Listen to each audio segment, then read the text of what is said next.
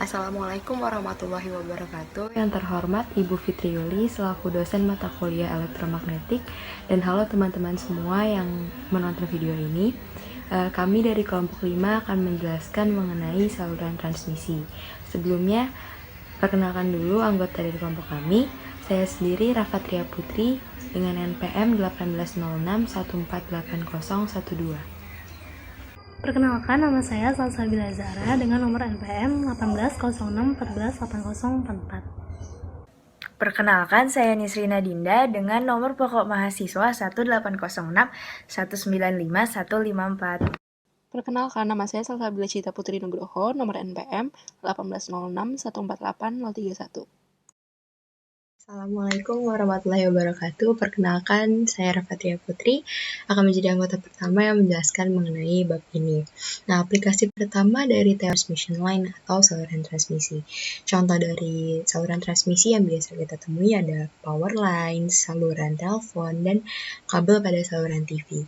Transmission line sendiri ini ditandai dengan kemampuan mereka dalam memandu propagasi energi elektromagnetik dan panjang mereka, yaitu berbanding lurus atau lebih besar dari panjang gelombang.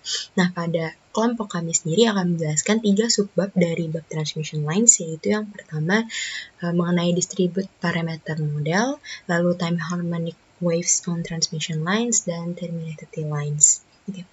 Sini ada sebuah gambar dan ada sebuah kalimat pada saluran transmisi panjang merupakan hal yang penting.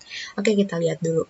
Pada gambar A itu merupakan rangkaian yang biasa kita temui, yaitu power supply dengan resistor saling terhubung oleh kabel yang ideal.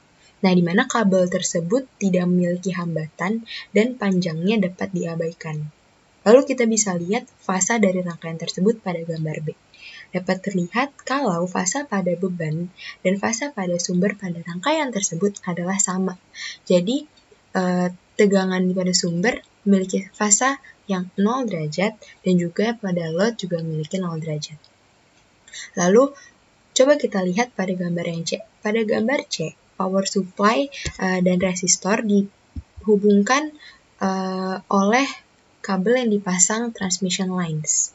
Di sini menggunakan transmission lines dengan panjang 1/4 panjang gelombang. Nah, di sini kita bisa lihat bedanya. Pada gambar D kita lihat fasanya, sinyalnya itu mengalami delay saat mengalir dari sumber menuju ke beban. Jadi terdapat pergeseran pada fasa beban, yaitu sebesar 90 derajat ke kiri dibandingkan dengan fasa pada sumber. Jadi tegangan pada resistor memiliki fasa minus 90 derajat. Di sini terlihat kalau kita menggunakan transmission lines itu akan memiliki fasa yang berbeda-beda di setiap ujung-ujung elemen-elemen. Berbeda dengan kita menggunakan kabel yang ideal.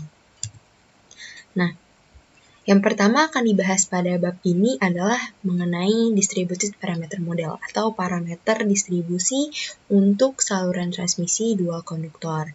Nah, pada kasus time harmonic yang nantinya akan dibahas pada kelompok ini juga, parameter ini berguna untuk mencari persamaan yang mengatur sifat gelombang, serta menentukan apa yang terjadi pada terminated lines, yang nanti akan dibahas juga.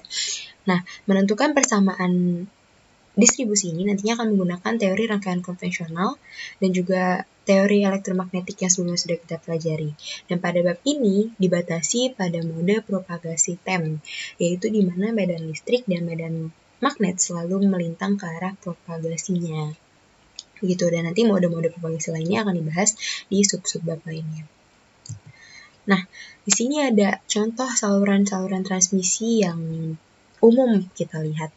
Yang pertama tuh yang paling atas adalah kabel twin lead transmission lines. Ya, familiar digunakan sebagai saluran transmisi yang menghubungkan antena dengan receiver, seperti televisi atau radio. Lalu yang gambar kedua adalah coaxiality line. Sering banget udah sering dengar yang namanya kabel koaksial. Jadi yang biasa digunakan untuk menghantarkan sinyal atau menghubungkan perangkat yang memiliki frekuensi tinggi. Di sini dapat dilihat gambar ini, kabel ini memiliki 2 konduktor, yang mana konduktor bagian dalam memiliki jari-jari A, lalu dilapisi oleh lapisan dielektrik yang memiliki jari-jari dari titik awal sampai keluar lapisan dieelektrik sebesar B. Lalu nanti akan dilapisi lagi oleh lapisan konduktor yang bagian luarnya. Lalu untuk yang terakhir, gambar yang ketiga, itu ada microstrip. Microstrip transmission line, ini terdiri dari tembaga yang dilapisi dengan substrat alumina, dan juga untuk keseluruhan bagian belakang substratnya juga dilapisi oleh tembaga. Nah, kalau untuk si microstrip ini nanti akan dibahas pada subbab lainnya, sementara untuk subbab ini akan banyak membahas mengenai kabel koaksial. Berikut ini contoh-contoh gambar asli dari kabel-kabel ini adalah twin lead, lalu ini adalah kabel koaksial, dan ini adalah microstrip, kira-kira seperti itu pada antena. Ketiga contoh dari saluran transmisi pada slide sebelumnya dapat dimodelkan menjadi konfigurasi twin lead sederhana seperti pada gambar ini. Ini kita lihat di sini ada resistansi, ada induktansi, ada kapasitansi, dan ada konduktansi. Di sini juga ada delta Z, yaitu panjang diferensial segmen. Nah, jadi pada gambar ini ditunjukkan bahwa diferensial segmen pada saluran dapat dimodelkan menggunakan distribusi seri elemen R aksen dan L aksen. R aksen yaitu resistansi per meter, dan L aksen adalah induktansi per meter. Dan juga dapat dimodelkan dengan distribusi shunt element. Keparalel ini yaitu dengan kapasitansi dan konduktansi, yaitu G aksen adalah konduktansi per meter dan C aksen adalah kapasitansi per meter. Nah, parameter tersebut itu adalah persatuan panjang. Aksen tersebut adalah lambang persatuan panjang atau nilai yang didistribusikan.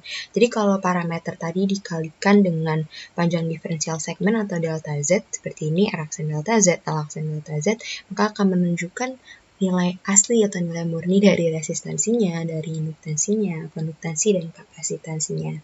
Parameter-parameter tadi dianggap terdistribusi secara merata sepanjang saluran transmisi.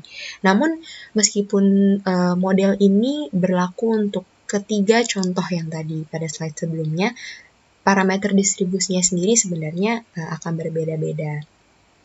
Oke, jadi kalau untuk rumus-rumus dari parameter tadi dapat dilihat di sini B dan A adalah jari-jari pada kabel koaksial yang tadi dijelaskan, yaitu A adalah jari-jari konduktor bagian dalam dan B adalah jari-jari dari konduktor hingga lapisan luar dieelektrik. Untuk konduktansi per meter rumusnya adalah 2V dikali konduktansi dieelektrik dibagi len B per A. Lalu untuk kapasitansi per meter rumusnya adalah 2V dikali epsilon per len B per A. Lalu untuk induktansi per meter adalah mu per 2Pi dikali len B per A. Si induktansi di sini tidak termasuk induktansi internal di dalam konduktornya. Itu diasumsikan komponen induktansi internal diberikan pada frekuensi tinggi, di mana skin depth-nya yang kecil, jadi arus mengalir di bagian lapisan luar konduktor dalam dan di bagian lapisan dalam konduktor luar aja. Nah, untuk mencari resistansinya, dapat dilihat bahwa resistansi distribusi akan menjadi kombinasi seri resistansi konduktor bagian dalam dan luar. Dengan asumsi skin depth yang sangat kecil dibandingkan dengan ketebalan logam yang terlibat, maka rumus untuk mencari resistansi per meternya adalah 1 per 2Pi dikali 1 per A plus 1 per B dikali akar V frekuensi mu per konduktivitas konduktor. Rumus-rumus ini sudah dipelajari di bab-bab sebelumnya dalam pelajaran elektromagnetik, bagian medan listrik, medan magnet, konduktor, induktor, dan lain-lain. Nah, di sini ada contoh dari mencari parameter distribusi dari sebuah transmission line. Yang pertama contohnya itu adalah cari parameter distribusi untuk kabel RG58U pada frekuensi 1 GHz jika radius konduktor dalam sebesar 0,45 mm, yang berarti A-nya sama dengan 0,45 mm, dan konduktor luar berada pada radius 1,47 mm hingga 2,4 mm. Jadi B-nya 1,47 mm. Yang digunakan polyethylene sebagai dieelektrik dan tembaga sebagai konduktor dengan skin depth tembaga kurang lebih sebesar 2 mikrometer. Di sini skin depth-nya yang sangat kecil dibandingkan dengan tembaganya, jadi kita bisa pakai rumus resistansi yang tadi, yaitu 1/2 pi dikali bla bla bla itu hingga hasilnya 3,8 ohm per meter.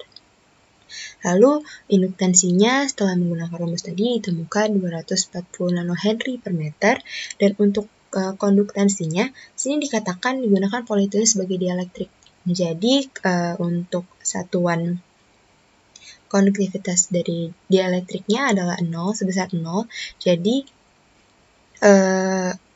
konduktansi per meternya sebesar 0. Lalu yang terakhir untuk kapasitansi per meternya sebesar 110 picofarad per meter. Nah, selanjutnya nih, ada untuk menentukan rumus untuk gelombang propagasi pada transmission line. Untuk menentukan rumus ini nih, kita bisa menggunakan teori rangkaian sederhana yang biasanya kita gunakan.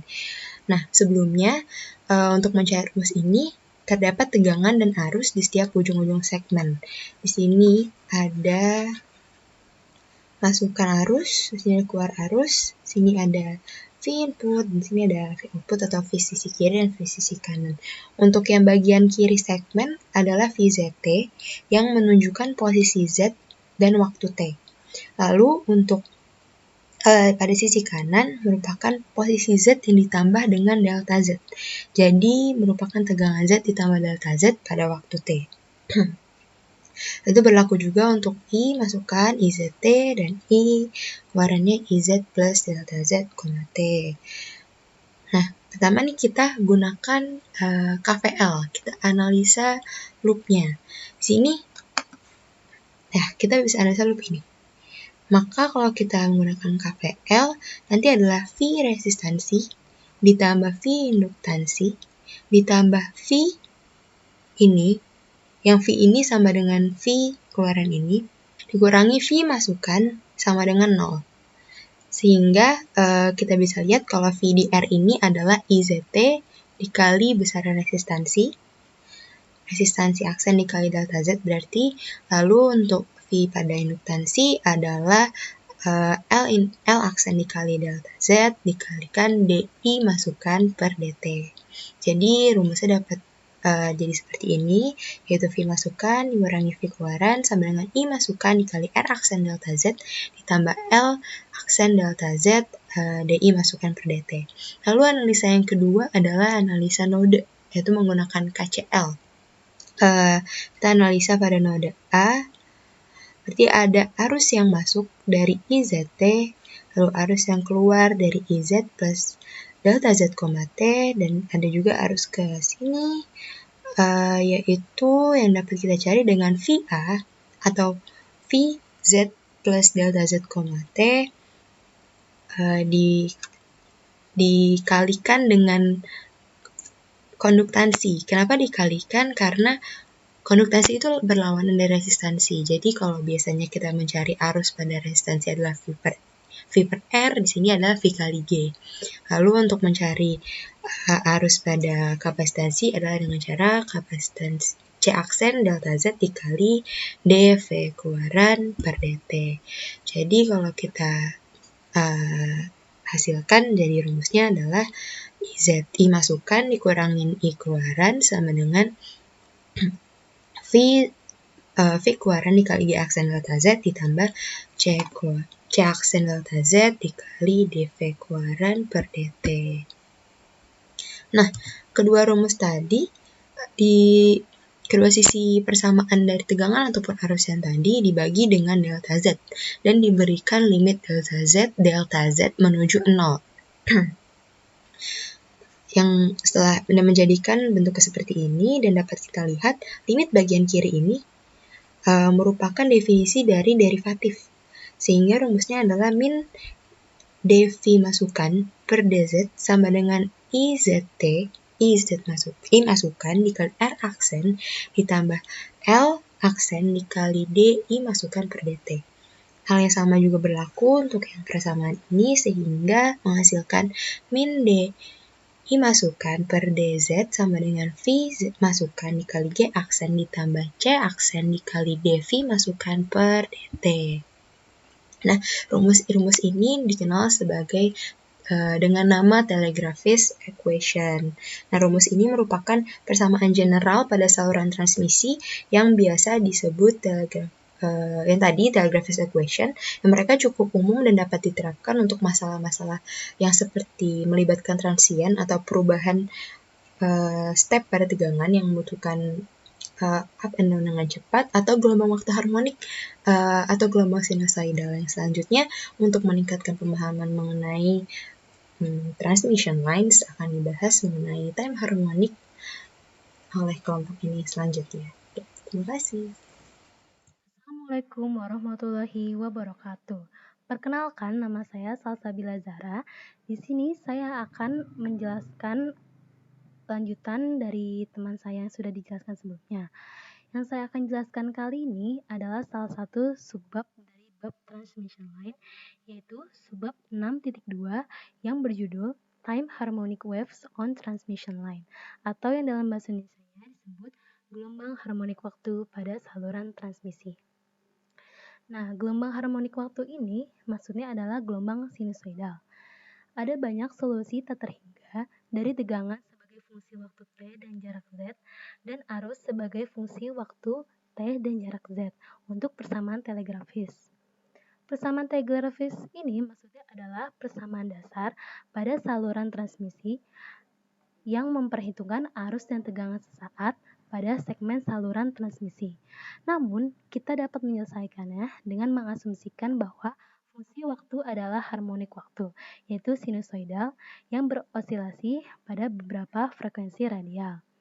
Nah, di sini ada grafik sinusoidal. Yang merahnya ini dia adalah grafik sinus yang sin X, sementara yang birunya ini adalah grafik yang cos X. Oke, lanjut.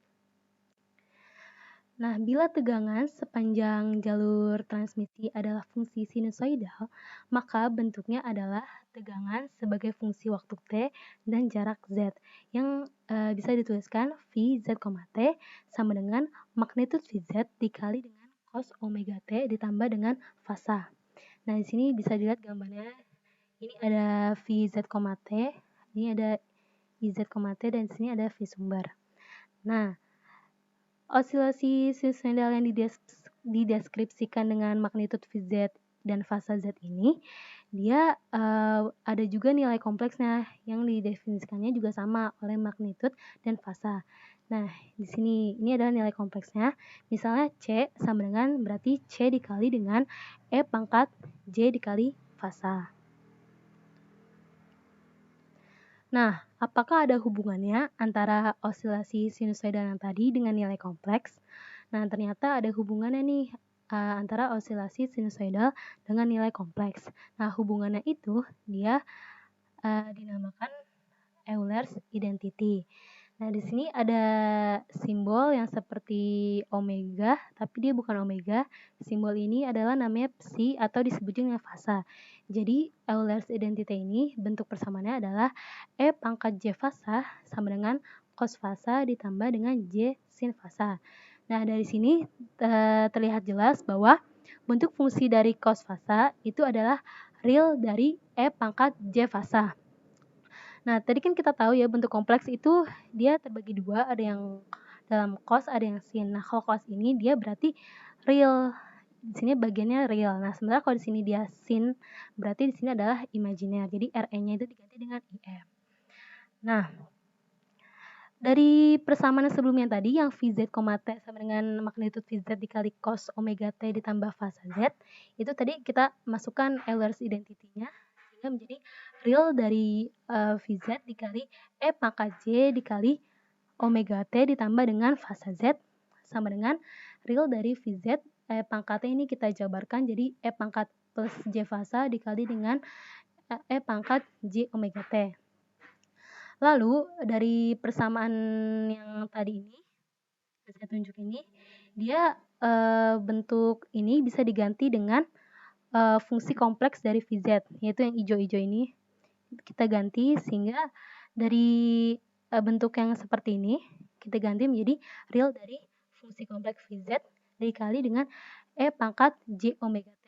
Nah, di ujung kanan atas ini dia ada yang si Euler ini yang penemu Euler's identity. Oke, lanjut. Nah, tadi kan dari slide sebelumnya kita sudah mendapatkan tegangan harmonik waktu pada setiap Z di sepanjang saluran transmisi, yaitu yang Vz, T ini sama dengan real dari fungsi kompleks Vz dikali dengan E pangkat J omega T. Nah, di mana ketika dituliskan dalam bentuk fasor, yaitu tegangan fasornya sama dengan fungsi kompleks Vz dikali E pangkat J dikali fasa.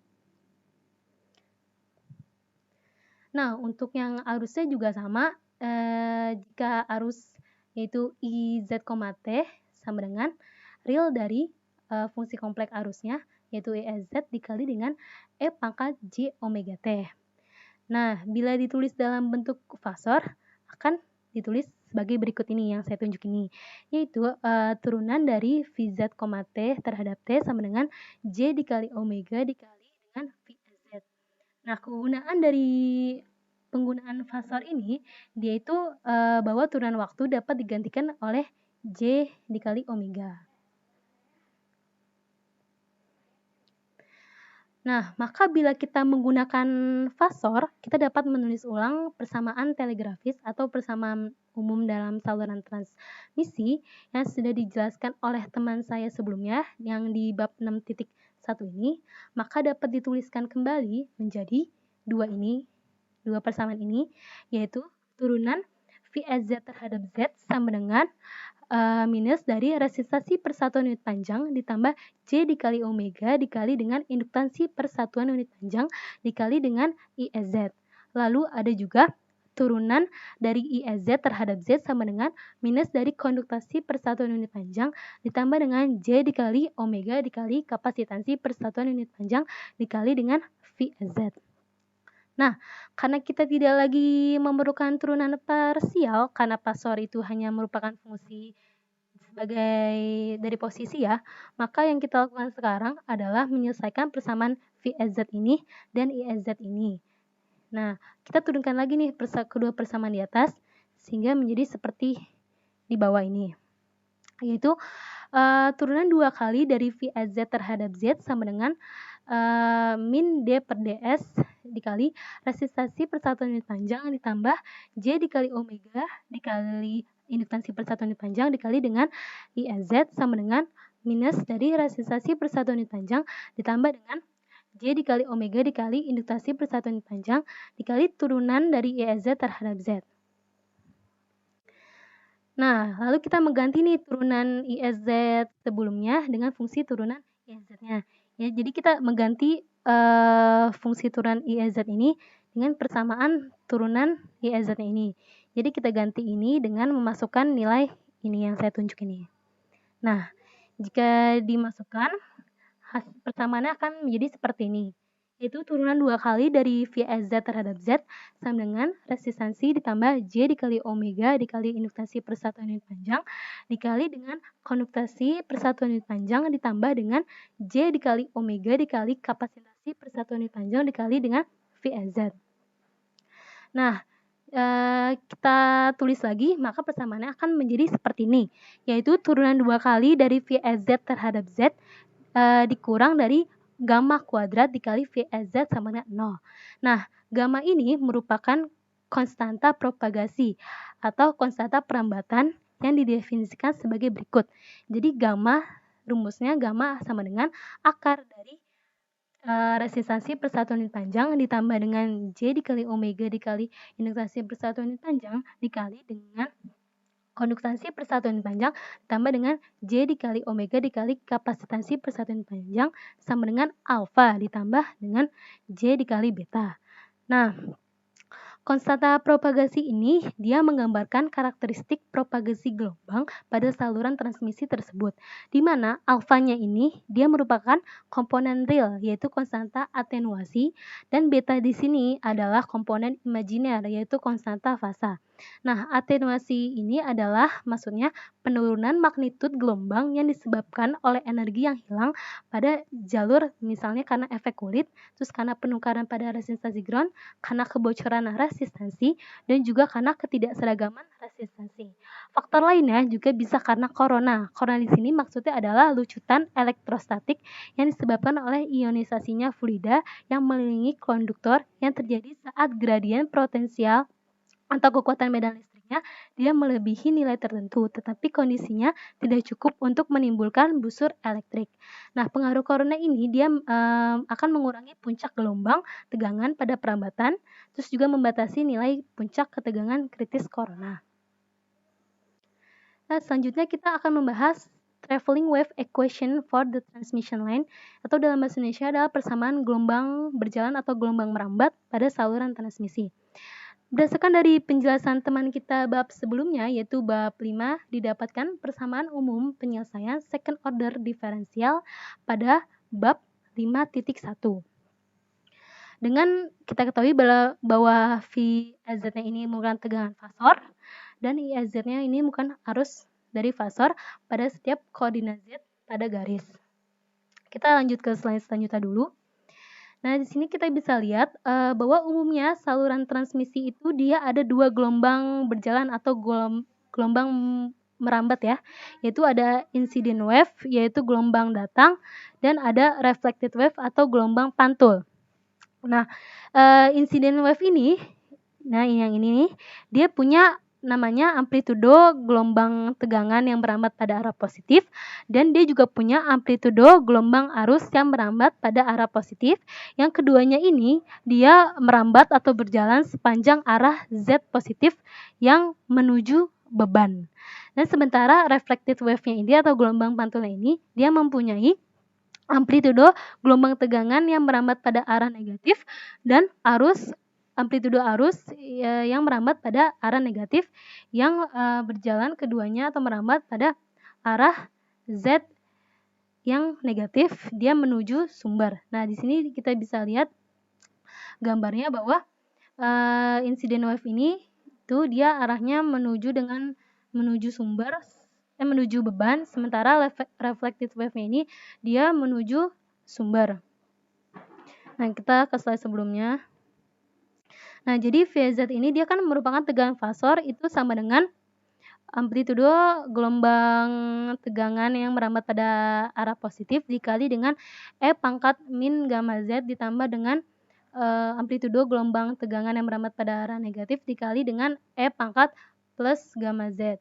Nah, juga dia akhirnya dari persamaan ini dia didapatkan persamaan lagi, yaitu VZ, T sama dengan VO plus dikali E pangkat min alpha Z dikali cos omega T dikurang beta Z ditambah dengan V 0 min dikali E pangkat plus alpha Z dikali cos omega T ditambah beta Z. Nah, alpha di sini maksudnya tadi adalah konstanta atenuasi, sementara W-nya ini adalah frekuensi, betanya ini adalah konstanta fase atau sudut, dan Z-nya ini adalah jarak pada plane koordinat Z. Nah, hasil yang sama juga didapatkan pada arusnya, persamaannya sama, dia hanya menggantikan tadinya VAZ menjadi dengan IAZ. Nah, ini juga sama. Selanjutnya kita akan membahas karakteristik impedans atau impedansi karakteristik yang disimbolkan dengan Z0. Jadi karakteristik impedansi dia merupakan sebuah perbandingan antara amplitudo gelombang tegangan yang merambat pada daerah positif dengan amplitudo gelombang arus yang merambat pada arah positif juga. Jika V0 plus dan I0 plusnya dia berbeda fasa, maka Z0 yang didapatkan dia akan kompleks. Dari persamaan gelombang yang tadi kita sudah dapatkan, yaitu tegangan fasor dan arus fasor, maka kita masukkan ke dalam persamaan yang ini. Kita masukkan persamaan yang turunan VZ terhadap Z. Tadi kan kita sudah tahu ya, VZ atau tegangan fasor ini nilainya adalah yang ini, yang saya tunjukkan, yaitu V0 plus E pangkat min gamma Z ditambah dengan V0 min E pangkat plus gamma Z. Nah, IZ atau arus fasornya juga kita ganti dengan yang ini, sehingga persamaannya akan menjadi seperti ini, ya. Lalu diturunkan lagi, jadi sehingga menghasilkan persamaan yang paling bawah ini. yaitu min gamma dikali V0 plus dikali E pangkat min gamma Z ditambah dengan gamma kali V0 min dikali E pangkat plus gamma Z sama dengan minus resistansi persatuan unit panjang ditambah dengan J kali omega dikali induktansi persatuan unit panjang dikali dengan I0 plus dikali E pangkat min gamma Z ditambah dengan I0 min dikali E pangkat plus gamma Z. Oke. Nah, karena komponen yang E pangkat min gamma Z ini dia harus sama, maka kita harus samakan dengan cara yang dari persamaan sebelumnya ini. Yang paling terakhir ini, kita keluarkan gamanya ini. Gamanya ini kita keluarkan, kita pindah ruas ke arah kanan. Lalu yang I0 plusnya ini, persamaan I0 plus dan I0 ini kita pindah ruas ke arah kiri menjadi perbandingan ya. Jadi perbandingan V0 plusnya dengan perbandingan I0 plusnya, sehingga perbandingan ini kan tadi kita dapatkan itu adalah bentuk dari karakteristik impedansi atau Z0. Maka jadinya seperti ini ya. Z0 sama dengan ininya tetap resistansi ditambah dengan J omega induktansinya dia tetap. Jadi Z0 sama dengan resistansi persatuan unit panjang ditambah dengan J dikali omega dikali induktansi persatuan unit panjang dibagi dengan gamanya.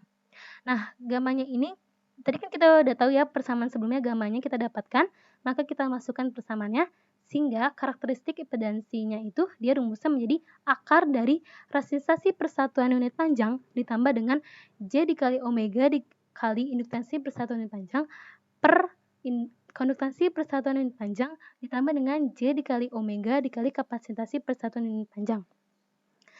Nah, ternyata karakteristik impedansi ini dia juga bisa dalam bentuk amplitudo gelombang yang merambat ke arah negatif. Jadi, selain yang bentuk positifnya ini, yang seperti ini, dia juga bisa dalam bentuk yang negatifnya. Sehingga Z0 sama dengan minus V0 min dibagi dengan I0 min. Oke, selanjutnya kita akan membahas lossless line, yaitu kalau dalam bahasa Indonesia disebut saluran tanpa rugi.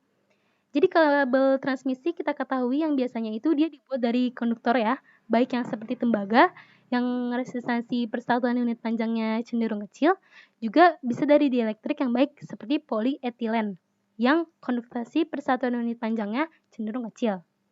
Nah, suatu saluran dapat diasumsikan dia lossless, yaitu saluran tanpa rugi, jika nilai resistansi persatuan unit panjangnya ini dia jauh lebih kecil daripada omega yang dikali dengan induktansi persatuan unit panjang. Dan juga bila konduktansi persatuan unit panjangnya ini dia jauh lebih kecil dari omega dikali kapasitansi persatuan unit panjang, sehingga nilai resistansi persatuan unit panjangnya sama dengan konduktansi persatuan unit panjangnya sama dengan 0. Nah, bila kabel transmisinya kita anggap lossless line, maka akan didapatkan persamaan yaitu gamma sama dengan J dikali omega dikali akar dari induktansi persatuan unit panjang dikali dengan kapasitasi persatuan unit panjang sama dengan alfa ditambah dengan J kali beta. Nah, alfanya itu dia kan tadi attenuation atau konstanta atenuasi. Dia karena alfanya tidak ada, berarti alfanya sama dengan benar 0. Jadi persamaan akan menjadi seperti ini, yaitu beta sama dengan omega dikali akar dari induktansi persatuan unit panjang dikali dengan kapasitasi persatuan unit panjang. Dari persamaan kedua ini juga kita bisa mendapatkan persamaan propagation velocity, yaitu kecepatan perambatan yang disimbolkan dengan UP. Jadi UP ini sama dengan omega dikali dengan omega dibagi beta sama dengan 1 per akar dari induktansi persatuan unit panjang yang dikali dengan kapasitasi persatuan unit panjang. Sehingga juga didapatkan impedansi karakteristik pada lossless line, yaitu Z0 sama dengan akar yang ini ya, akar dari induktansi persatuan unit panjang dibagi dengan kapasitasi persatuan unit panjang.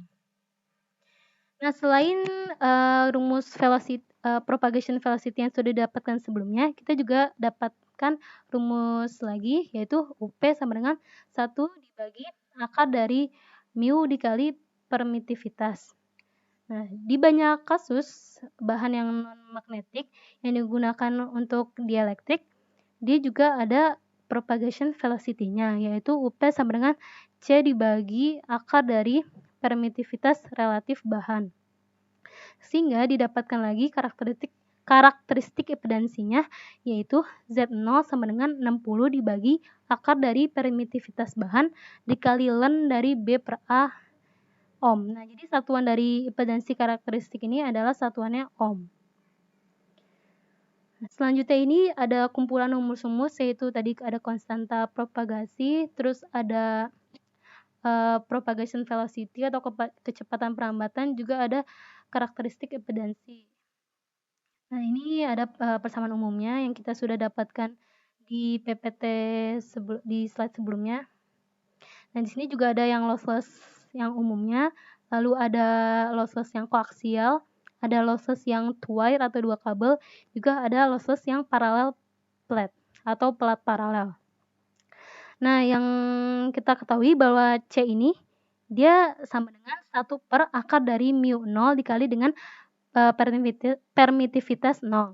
Nah, nilai dari akar dari mu 0 dikali permitivitas 0 ini dia sama dengan 120 pi ohm. Nah, di koaksial yang ini, lossless di koaksial, dia ada yang istilah B dan istilah A. Nah, kalau A ini dia merupakan jari-jari konduktor bagian dalam, sementara yang B ini merupakan jari-jari konduktor bagian terluarnya. Nah, pada lossless two-wire atau yang dua kabel, dia ada istilah yang D besar dengan D kecil. Kalau D kecil ini dia adalah diameter kawat, dan D besar dia adalah pemisahan atau lebar antara kedua pusat kawat. Selanjutnya ada lossless parallel plat. Dia ada istilah W sama H. W ini adalah lebar dari plat, dan H ini adalah lebar antara kedua platnya. Nah, selanjutnya ini ada contoh soal, yaitu example 6.1. Soalnya ini kayak gini. Jadi kawat tembaga yang berdiameter 1 mm dikelilingi oleh ketebalan teflon sebesar 1 mm yang kemudian dilapisi oleh sebuah tembaga lagi. Nah, kita asumsikan kabel koaksialnya ini dia adalah lossless, yaitu saluran tanpa rugi. Maka kita harus mencari propagation velocity atau kecepatan perambatan dan karakteristik impedansinya. Nah, tadi kan kita udah tahu ya rumusnya dari slide sebelumnya. Jadi rumus dari propagation velocity atau UP ini sama dengan C dibagi akar dari permitivitas relatif bahan. Nah, C ini dia nilainya ketetapannya yaitu adalah 3 kali 10 pangkat 8 meter per second. Sementara permitivitas relatif bahannya itu dia udah ketahui di soal, yaitu 2,1. Jadi akar 2,1 sama dengan nilainya adalah 2,1 dikali 10 pangkat 8 meter per second. Sementara untuk mencari karakteristik impedansinya, kita harus tahu nilai A dan nilai B-nya ya. Nilai A-nya ini dia 0,5 mm dan yang B-nya itu adalah 1,5 mm. Jadi kita bisa dapat nilai dari karakteristik impedansinya. Jadi Z0 sama dengan 60 dibagi akar dari permitivitas relatif bahan dikali ln B per A sama dengan 60 dibagi akar 2,1 ln 1,5 dibagi 0,5, jadi sama dengan 46 ohm. Jadi propagation velocity-nya itu adalah 2,1 kali 10 pangkat 8 meter per second, dan karakteristik impedansinya itu adalah 46 ohm. Selanjutnya ada soal lagi, yaitu example 6.4. Hitunglah kecepatan perambatan dan impedansi karakteristik dari sebuah kabel koaksial yang padat. Dengan jari-jari konduktor bagian terdalamnya adalah 3 mm, dan jari-jari dari konduktor bagian terluarnya itu adalah 6 mm. Dan di sini dituliskan ada ruang hampa di antara dua konduktor. Nah, untuk mencari propagation velocity dan karakteristik impedansi, itu dia dibutuhkan induktansi persatuan unit panjang dan juga dibutuhkan kapasitansi persatuan unit panjang. Sehingga kita harus mencari dulu ya, rumus dari induktansi persatuan unit panjang itu adalah mu 0 dibagi 2pi dikali ln B per A. Mu 0 ini dia nilainya 4pi kali 10 pangkat min 7 dibagi 2pi dikali ln 6 per 3. B-nya itu tadi kan 6 ya, dan A-nya itu adalah 3. Jadi dihasilkan 0,14 mu H per M. Nah, untuk kapasitansi persatuan unit panjangnya ini, dia rumusnya adalah 2pi dikali permitivitas 0 dibagi ln B per A. Lalu sama dengan 2pi dikali 1/36 pi dikali 10 pangkat 9 dibagi ln 6 per 3, maka hasilnya adalah 80 pico-f per meter. Sehingga velocity of propagation-nya itu rumusnya adalah 1 per akar dari induktasi persatuan unit panjang dikali dengan kapasitansi persatuan unit panjang sama dengan 1 per akar dari 0,14 dikali 10 pangkat min 6 dikali 80 kali 10 pangkat min 12 sama dengan 3 kali 10 pangkat 8 meter per second. Sementara karakteristik impedansinya adalah akar dari induktasi persatuan unit panjang dibagi dengan kapasitansi persatuan unit panjang sama dengan akar dari 0,14 kali 10 pangkat min 6 dibagi 80 kali 10 pangkat min 12 sama dengan 42 ohm. Nah, jadi velocity of propagation dan karakteristik impedansi ini dia bisa berkurang ketika ada bahan dielektrik yang dimasukkan di antara dua bahan konduktor ini. Selanjutnya, kita masuk ke pembahasan power transmission. Power transmission adalah energi yang dimiliki oleh arus dan tegangan dalam suatu saluran transmisi. Nah, power transmission ini dapat juga kita sebut sebagai power loss. Power loss dapat terjadi di dua material. Yang pertama itu ada insulating material.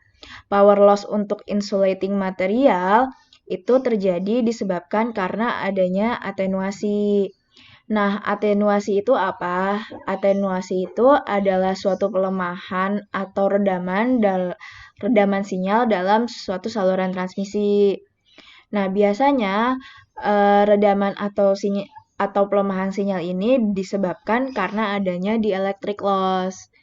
Dan yang kedua, pada conducting material, power loss itu disebabkan karena adanya refleksi dan absorpsi.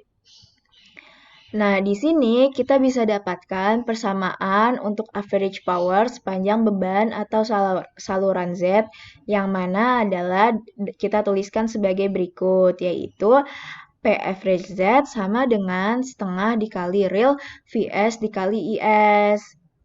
Untuk kasus yang pertama, yaitu saluran tanpa rugi atau lossless line, kita dapat tuliskan bahwa Vs itu nilainya akan sama dengan sinyal input atau insiden sinyal yang sama dengan V0 plus dikali E pangkat minus J beta Z. Di sini nilai V0 plus itu sama dengan mutlak V0 plus dikali E pangkat J fasanya. Sehingga persamaan dari Vs itu adalah Vs sama dengan mutlak V0 plus dikali E pangkat J fasa dikali E pangkat minus J beta Z.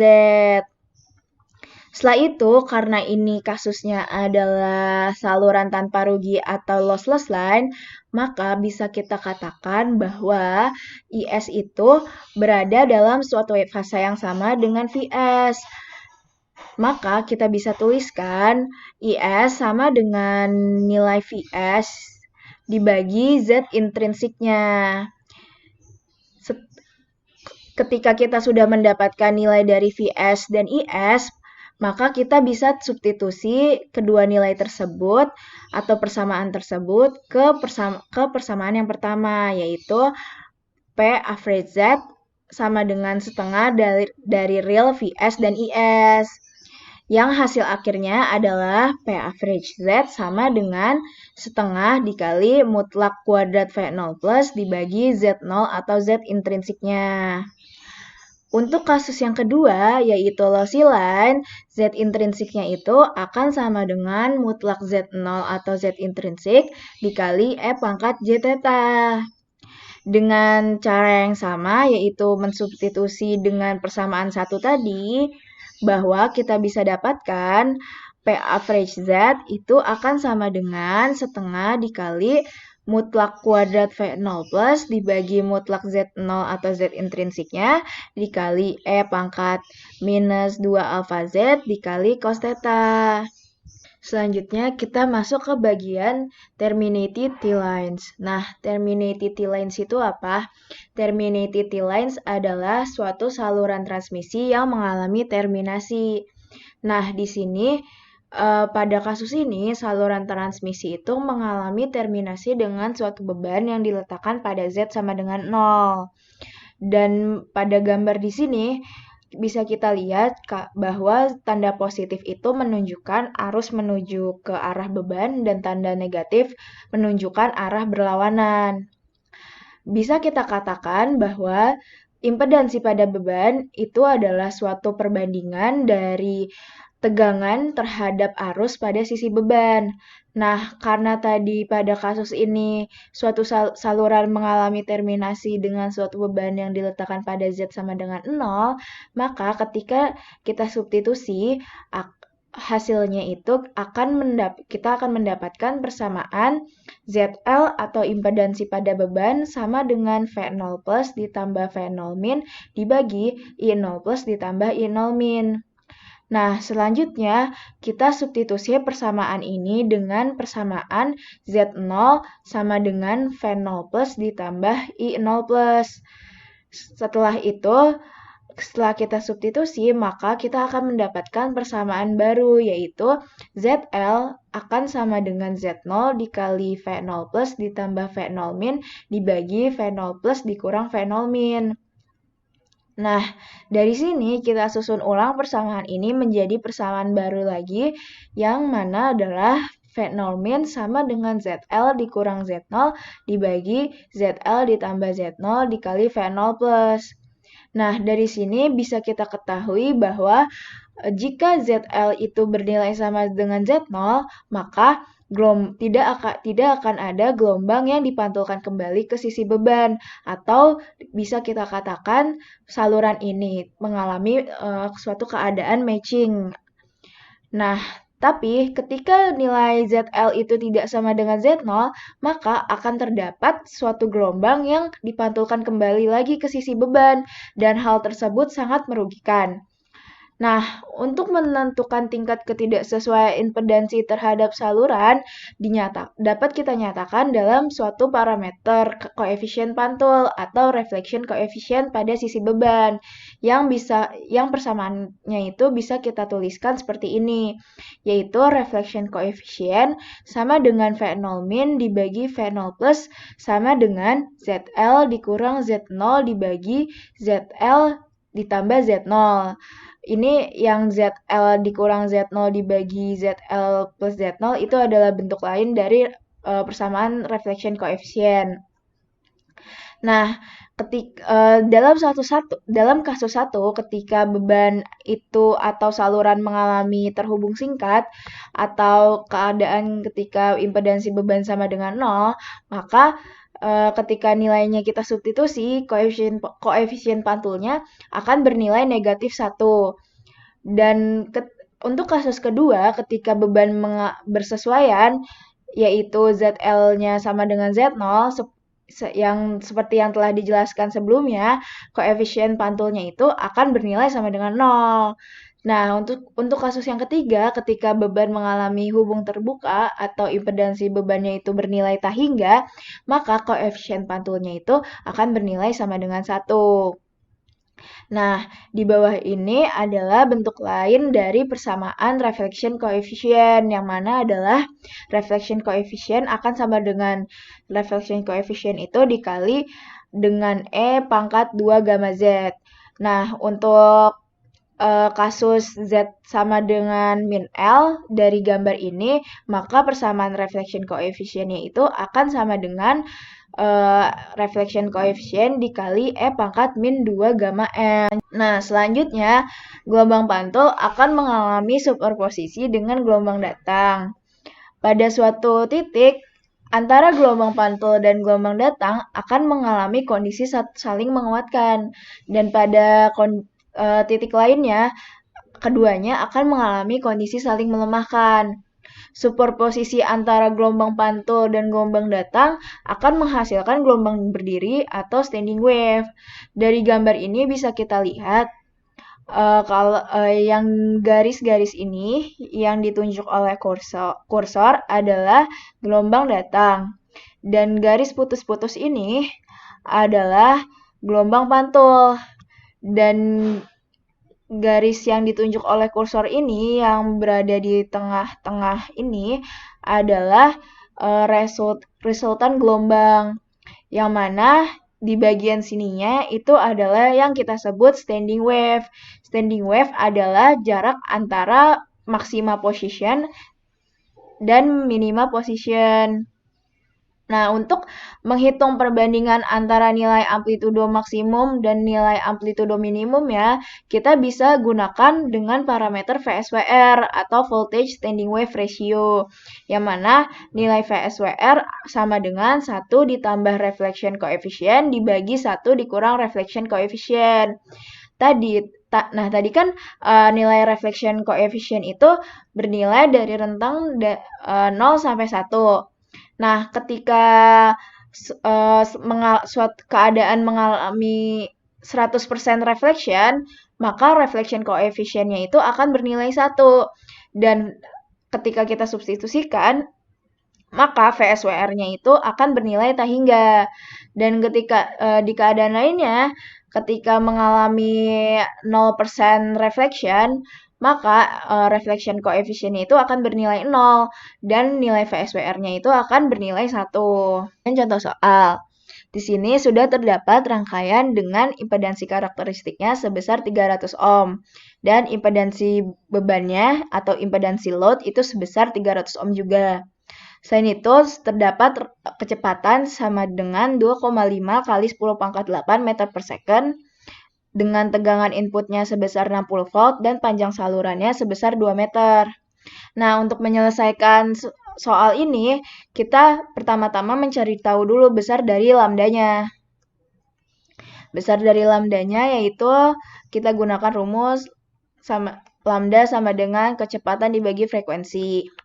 Yang rumusnya adalah 2,5 kali 10 pangkat 8 dibagi frekuensinya itu 10 pangkat 8, sehingga nilai lambdanya bisa kita ketahui di sini sama dengan 2,5 meter.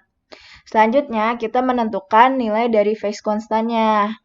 Nah, nilai phase constantnya itu kita gunakan rumus 2pi dibagi lambda.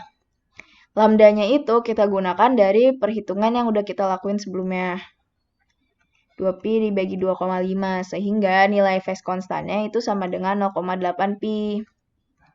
Setelah mendapatkan nilai phase constant, kita bisa mengetahui nilai dari electrical length-nya dengan rumus beta dikali L. Nah, betanya itu kita dapetin dari phase constantnya yang ini. Berarti 0,8pi dikali 2 sama dengan 1,6pi. Nah, nilai 1,6pi ini nantinya akan dijadikan sebagai delay fasa untuk tegangan load-nya. Setelah mendapatkan nilai delay fasa, kita bisa meninjau dari sisi impedansinya. Di sini, nilai impedansi karakteristiknya itu kan sama dengan nilai impedansi dari load-nya, sama-sama 300. Makanya saluran ini mengalami matching atau tidak ada, artinya itu tidak ada gelombang yang dipantulkan kembali. Nah, selain itu di sini nilai tegangan inputnya itu sebesar 60 volt kan.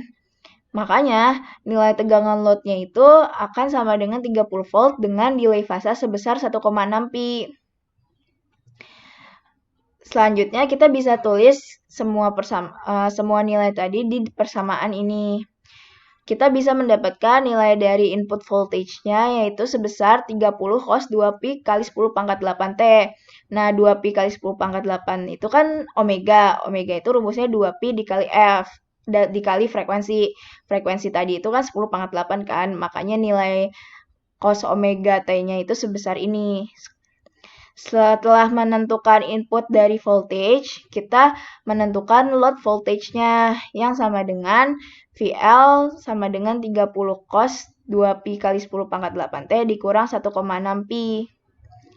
Setelah mendapatkan nilai input voltage dan load voltage-nya, kita bisa menentukan nilai dari input current dan load current-nya dengan cara yang sama. Tapi di sini untuk menentukan nilai current itu kan sama dengan I sama dengan V dibagi Z-nya kan. Nah, makanya 30 dibagi 300 itu akan sama dengan 0,1. Setelah mendapatkan nilai V dan I-nya, kita menentukan nilai dari average power delivered-nya. Nah, di sini nilai P input itu sama dengan P load, sehingga bisa kita cari dengan persamaan yang ada di sini. Setengah dikali 30 dikali 0,1 sama dengan 1,5 watt. Nah, udah mendapatkan V, I, dan P-nya, kita menentukan nilai dari koefisien refleksinya. Untuk menentukan nilai dari koefisien refleksinya itu, kita sambungkan first receiver dengan second receiver secara paralel, sehingga kita bisa mendapatkan load impedance-nya itu sebesar 150 ohm.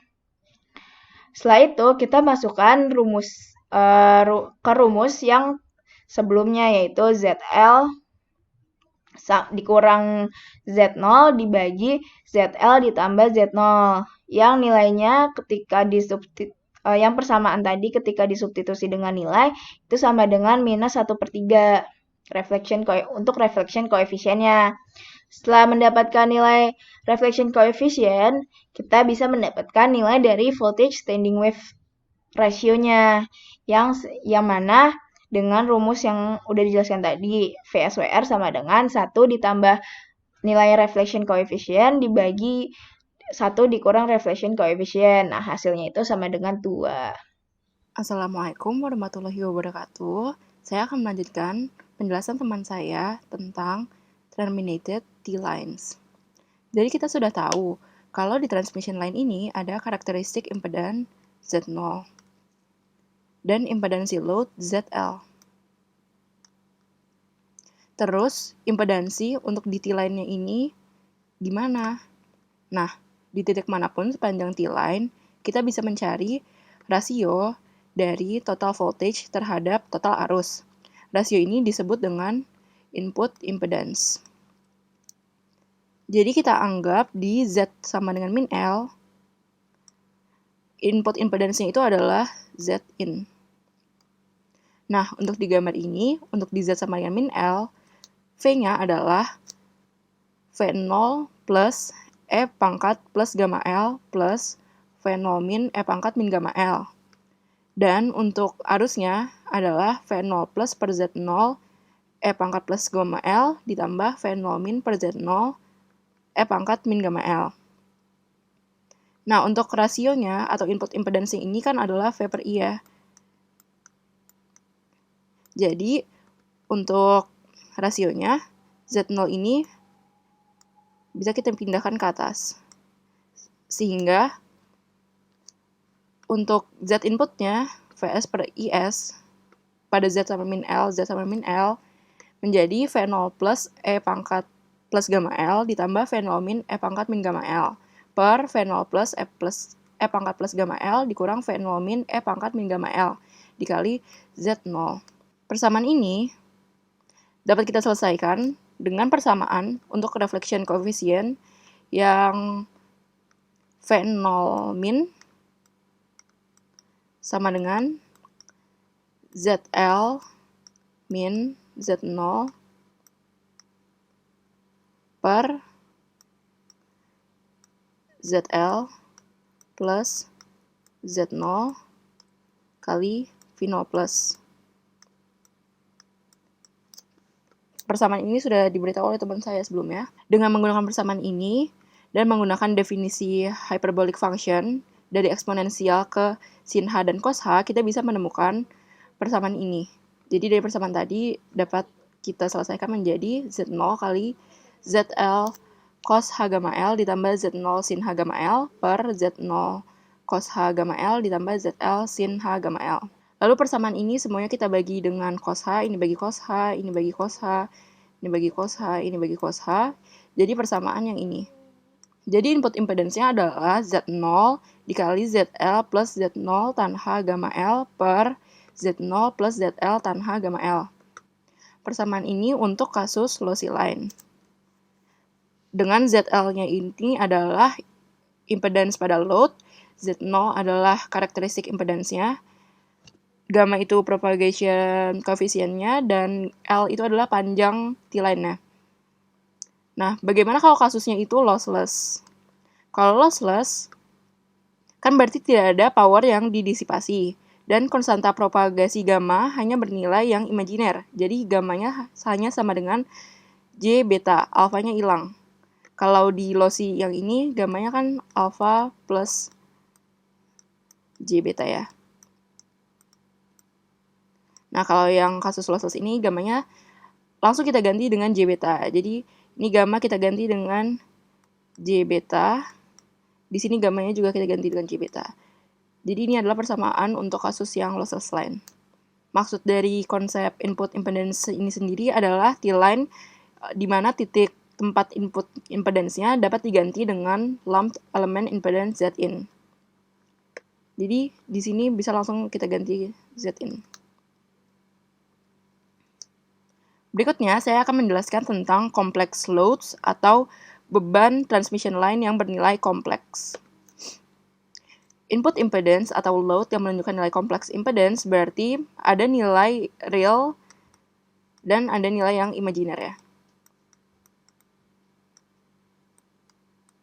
Complex loads ini dapat direpresentasikan dengan elemen-elemen sederhana seperti resistor, induktor, dan kapasitor. Dan di gambar ini juga ditunjukkan value dari RLC ini dalam S-domain. Resistor berarti bilangan real, untuk induktor dan kapasitor bilangan imajiner karena ada J-nya. Sebagai contoh, misalkan ada sebuah load ZL sama dengan 100 plus J 200 ohm. Load ini dapat kita modelkan menjadi sebuah resistor 100 ohm yang seri dengan sebuah induktor. Angka 100 yang real ini menunjukkan nilai dari resistor 100 ohm. Dan angka yang J 200 ohm ini menunjukkan nilai induktor.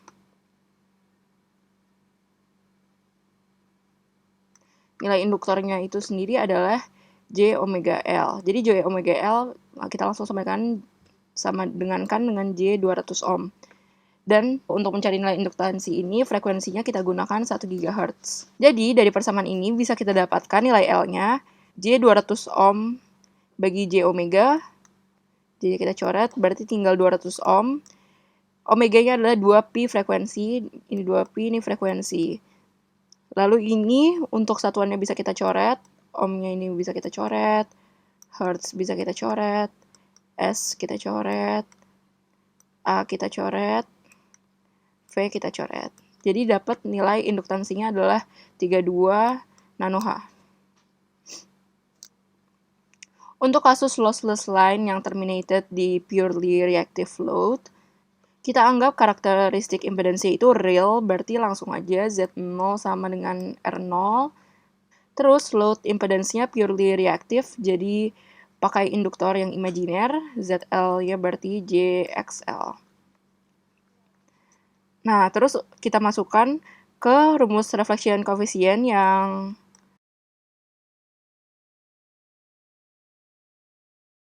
reflection coefficient sama dengan ZL min Z0 per ZL plus Z0. Ini kita masukin ke sini, ini juga kita masukin ke sini, sehingga dapat persamaan reflection coefficient-nya JXL min R0 per JXL plus R0. Hal ini menunjukkan magnitude-nya unity atau bernilai 1. Jadi tidak ada energi yang bisa didisipasikan di load yang murni reaktif. Gelombangnya direflect dari load, tapi ada pergeseran fasanya yang terkait dengan load yang reaktif ini. Sekarang, untuk rangkaian lengkapnya, kita tambahkan phasor voltage VSS dan source impedance ZS.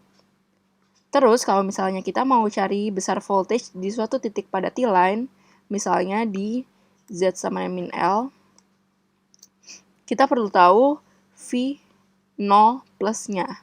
Terus kita bisa dapatkan nilai voltage di input impedance.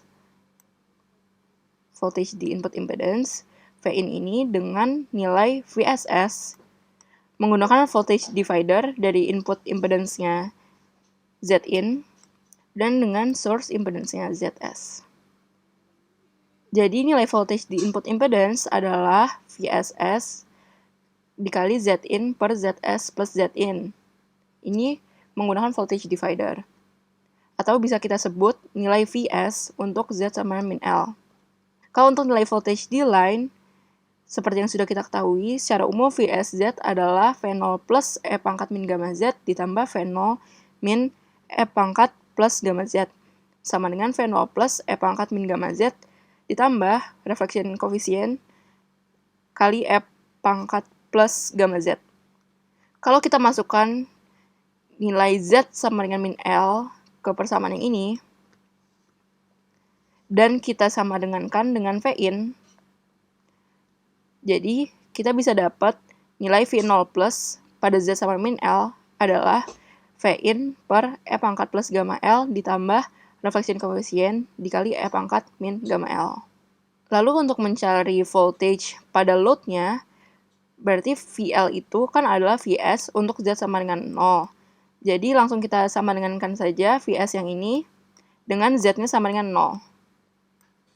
Jadi bisa kita dapat VL-nya adalah V0 plus dikali 1 plus reflection coefficient. Contoh, ini ada sebuah rangkaian dengan Vs-nya adalah 10 cos omega theta ditambah 30 derajat volt. Terus ada source impedance-nya 25 ohm. Ada karakteristik impedance 50 ohm. Ini adalah load impedance-nya 100 ohm. Dan panjang T-line-nya adalah lambda per 4. Yang kita mau cari adalah voltage pada load-nya.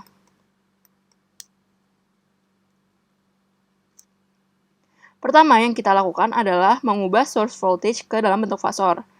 Tadi 10 cos omega theta plus 30. Jadi realnya adalah 10, sudut fasanya 30. Bentuknya jadi seperti ini. Berikutnya kita menghitung reflection coefficient-nya. Dengan rumus RL sama dengan ZL min Z0, ZL plus per ZL plus Z0. ZL-nya tadi load impedance-nya itu adalah 100 ohm dan Z0 karakteristik impedance-nya 50. Jadi 50 per 150 adalah sepertiga reflection coefficient-nya. Nah, untuk mencari voltage load, selain kita perlu reflection coefficient, kita juga perlu nilai V0+.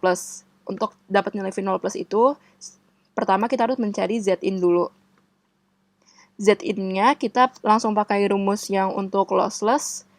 Z0 dikali ZL plus J Z0 tan beta L per Z0 plus J ZL tan beta L. Untuk nilai beta L-nya, beta itu kan adalah 2pi per lambda, dan L-nya diketahui di soal tadi adalah lambda per 4, jadi beta L kita dapat pi per 2. Tan beta L-nya berarti tan dari pi per 2 itu adalah hasilnya tah hingga. Ini hasil tan pi per 2 tah hingga bisa langsung kita masukkan ke rumus ini. Jadi tan beta L ini kan tah hingga.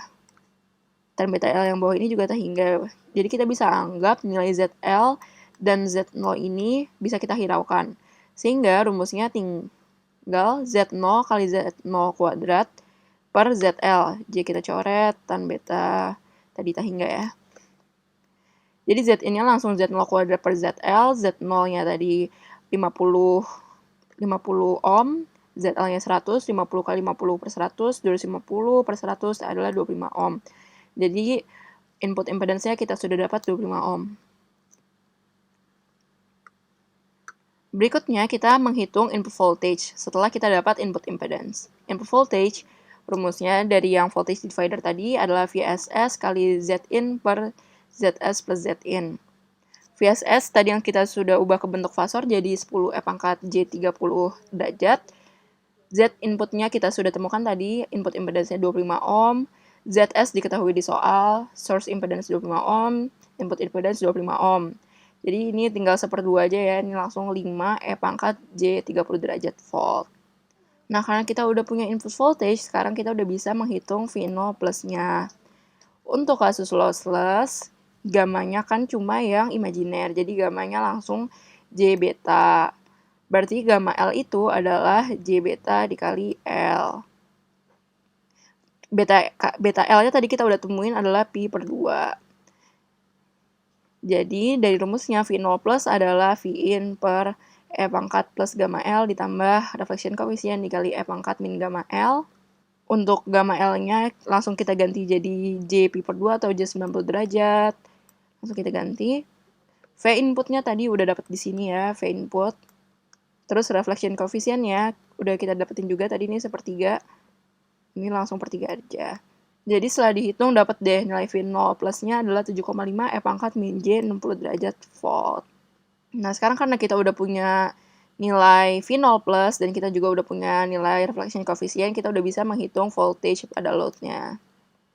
Voltage pada load-nya langsung kita masukin ke rumus VL sama dengan V0 plus